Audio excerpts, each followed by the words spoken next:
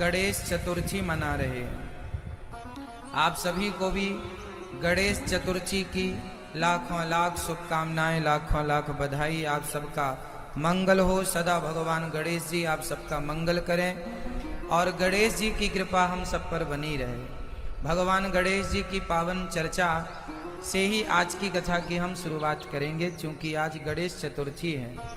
आपको गणेश उत्सव, गणेश चतुर्थी की बहुत बहुत पूरे देश को, सभी भक्तों को बहुत बहुत शुभकामनाएं। आइए गणेश जी से कुछ सीखते हैं। गणेश चतुर्थी के दिन पहला तो मैं आपको निवेदन कर दूं, आज के दिन का चंद्रमा नहीं देखा जाता। आज के दिन का चंद्रमा नहीं देखा जाता। यदि आप देख लें तो क्या करना चाहिए? पहली बात तो ये समझो कि क्यों नहीं देखा जाता। एक बार गणेश जी शंकर जी के यहाँ जा रहे थे, तो गणेश जी का वाहन चूहा है। वाहन चूहा क्यों है, अभी हम इस पर बात करेंगे। गणेश जी चूहे पर क्यों बैठते हैं, तमाम संदर्भों पर चर्चा होगी। गणेश जी जा रहे थे तो चूहा पर बैठे गणेश जी लुढ़क गए, तो पीछे चंद्रमा खड़ा था, हंसने लगा। हंसते हुए चंद्रमा को देखकर गणेश जी ने श्राप दे दिया, अरे मूर्ख, मुझे देखकर हंसता है, जा तू कलंकित हो जा। चरणों में गिर पड़ा, महाराज क्षमा करो। अच्छा कोई बात नहीं, आज के दिन जो तुझे देखेगा उसे झूठा कलंक लगेगा, चाहे चोरी का कलंक, चाहे कुछ भी कलंक लगेगा, झूठा। आज के दिन अर्थात वो गणेश चतुर्थी के दिन गणेश जी के चांद को, उस चांद को नहीं देखा जाता। ये बात रामचरितमानस में स्पष्ट है। जो आपन चाहे कल्याणा, सुजस सुमति शुभ गति सुख नाना, सो पर नार लीलार गोसाई, तजाऊ चौथ के चंद्र की नाई। जो अपना कल्याण चाहता है वो पर पुरुष पर नारी को ऐसे ही त्याग दे जैसे गणेश चतुर्थी की चंद्रमा को त्याग दिया जाता है। अब प्रश्न ये खड़ा हुआ कि यदि हम धोखे से देख लें तो क्या होगा? तो गणेश चतुर्थी की चंद्रमा को यदि आप देख लें तो एक जरा सा पत्थर उठाइए और चंद्रमा की तरफ ऐसे फेंक दीजिए, तो आपको उस दोष से निवृत्ति हो जाएगी, दोष समाप्त हो जाएगा। पहला, यदि आपने देख लिया है और पत्थर भी नहीं फेंका, तो भगवान श्री कृष्ण के दूसरे और तीसरे विवाह की कथा श्रवण कर लेने से गणेश चतुर्थी के चांद को देखने का जो पाप लगता है उससे निवृत्ति हो जाती है, व्यक्ति निवृत्त हो जाता है। ये तो रही आज की विशेष बात। अब हम ये समझ लें, थोड़ा मॉनिटर थोड़ा तेज कर दो बेटा।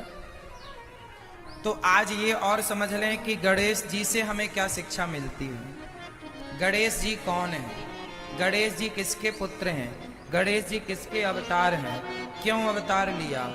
गणेश जी के जन्म की कथा आप लोग जानते हैं। आज गणेश जी का जन्मोत्सव भी है। आज के दिन गणेश जी प्रकट हुए थे। कैसे प्रकट हुए? गणेश जी की जन्म की कथा क्या है? कुछ लोग कहते हैं माता पार्वती के मैल से उन्होंने गणेश जी का निर्माण किया। ये बात नहीं, ब्रह्म वैवर्त पुराण में जो लिखा है वो मैं आपको समझाता हूं। भगवान गणेश जी, माता पार्वती ने, जब भगवान शंकर से माता पार्वती का विवाह हुआ तो भगवान शंकर और माता पार्वती के द्वारा जो एक पुत्र उत्पन्न हुआ, भगवान शंकर के द्वारा माता पार्वती गर्भवती होने ही वाली थीं कि बाहर दरवाजे पर कोई याचक आ गया और उन्होंने आवाज लगाई, हम भूखे हैं, कुछ भिक्षा दो। तो शंकर जी ने देखा कि द्वार पर कोई आया है अतिथि, उसे देखना चाहिए। तो शंकर जी, पार्वती मैया और शंकर जी दोनों अलग हुए। तो शंकर जी का जो तेज था वह माता पार्वती के गर्भ में जो जाना चाहिए था वो जमीन पर गिर गया। और जब माता पार्वती बाहर निकल कर आई तो वहां एक साधु खड़ा था। बोला, महाराज बड़ा भूखा हूं। माता पार्वती ने कहा, क्या खाओगे? बोले, जो आप खिलाएंगे सो खा लूंगा। माता पार्वती ने जो जो खाना चाहा साधु ने खिलाया। माता पार्वती से साधु ने कहा कि आपने साधु को संतुष्ट किया है भोजन खिलाकर, बताओ आपको क्या चाहिए।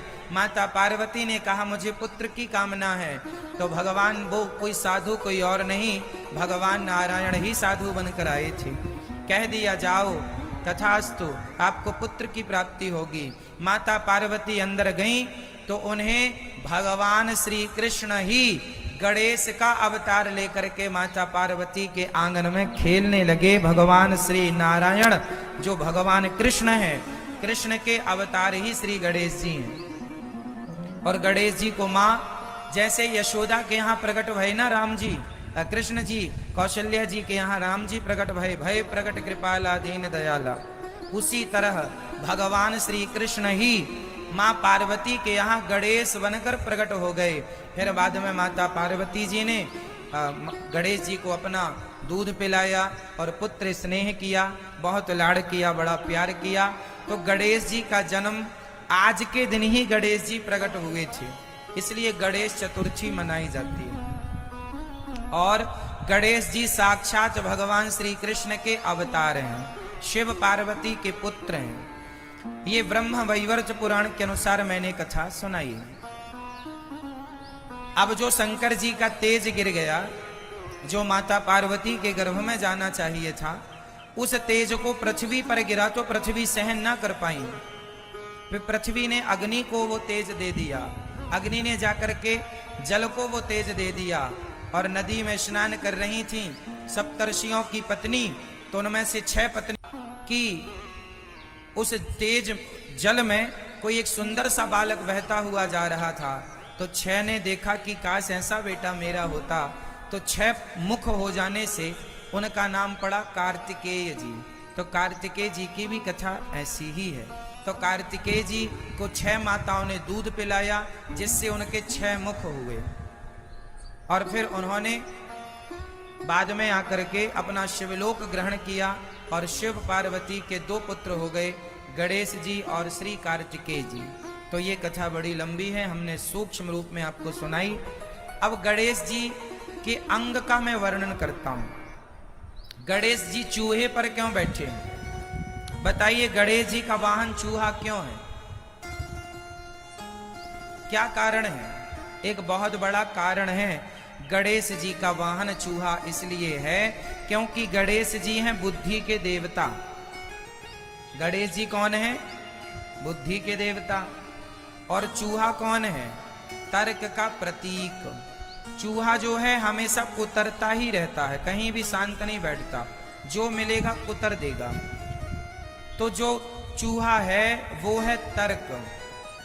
चूहा को तर्क का प्रतीक माना है और गणेश जी को बुद्धि का प्रतीक माना है। तो बुद्धि अर्थात गणेश जी किस पर सवार हैं? चूहे पर अर्थात तर्क पर। बुद्धि हमेशा तर्क पर ही सवार होती है, इसलिए गणेश जी चूहे पर सवार हैं। यदि आप पढ़े हैं सब्जेक्ट को कि तर्क जरूरी है, तर्क शास्त्र होता है हमारे यहाँ, तर्क संग्रह होता है हमारे यहाँ, एक सिद्धांत पढ़ाया जाता है तर्क शास्त्र। ये ऐसा है तो क्यों है? ये तर्क है। तर्क जानते हैं क्या होता है? जो बच्चा बहुत तर्क करता है वो बच्चा बहुत विद्वान होगा, बहुत आगे जाएगा। जिसके अंदर तर्क ही नहीं है उसकी बुद्धि विकसित नहीं होगी। आपने देखा होगा छोटे छोटे बच्चे तर्क बहुत करते हैं। ये ऐसा क्यों है, ऐसा है तो ऐसा क्यों है, ये तर्क होता है। तो तर्क से ज्ञान बढ़ता है, तर्क होना जरूरी है, कुतर्क नहीं होना चाहिए। तर्क तो हो, कुतर्क नहीं होना चाहिए। तो गणेश जी किस पर सवार हैं? जोर से बोलिए, गणेश जी किस पर सवार हैं? तर्क पर। गणेश जी बुद्धि है और चूहा तर्क है, तो बुद्धि किस पर सवार है? तर्क पर। हमेशा बुद्धि तर्क पर ही सवार होती है। अब आगे चलते हैं। गणेश जी के कान छोटे हैं कि बड़े हैं? जोर से। गणेश जी के कान छोटे हैं कि बड़े हैं? कैसे हैं? बड़े हैं। गणेश जी के कान कैसे हैं? बड़े हैं। बड़े कान क्यों हैं?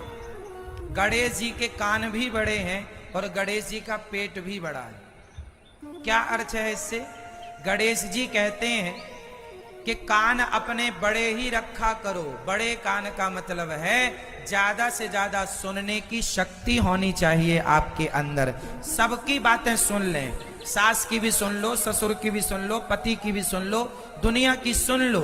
और गणेश जी का मुंह दिखाई नहीं पड़ता, सूंड है ना कि मुंह अंदर छिपा हुआ है। गणेश जी का मुंह दिखाई पड़ता है, हाथी का मुंह दिखाई नहीं पड़ता, मुंह अंदर होता है, सूंड के अंदर छिपा होता है। तो मुंह छिपा हुआ है, कान ओपन है, मतलब सिद्धांत ये है कि ज्यादा से ज्यादा सुनना है, कान